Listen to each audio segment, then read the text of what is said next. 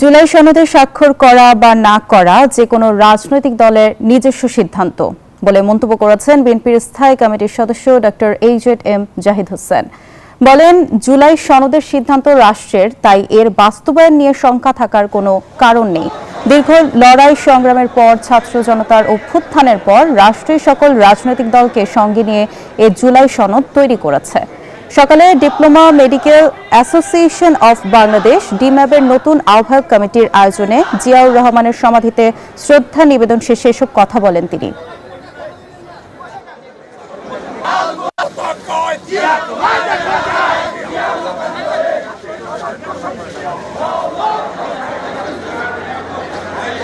ওনারা মনে করে যে এটা সনদে স্বাক্ষর করবেন, তাহলে ওনারা স্বাক্ষর করতে, ওনারা একদম আসছে না তা ঘটনাটা ঠিক তা না।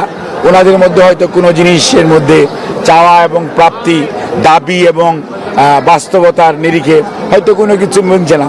রাজনৈতিক দল হিসাবে ওনারা যে কোনো সিদ্ধান্ত নিতে পারে। বান্ডেল থাকলে প্রতি সেনমানিতে টাকা বাঁচবে।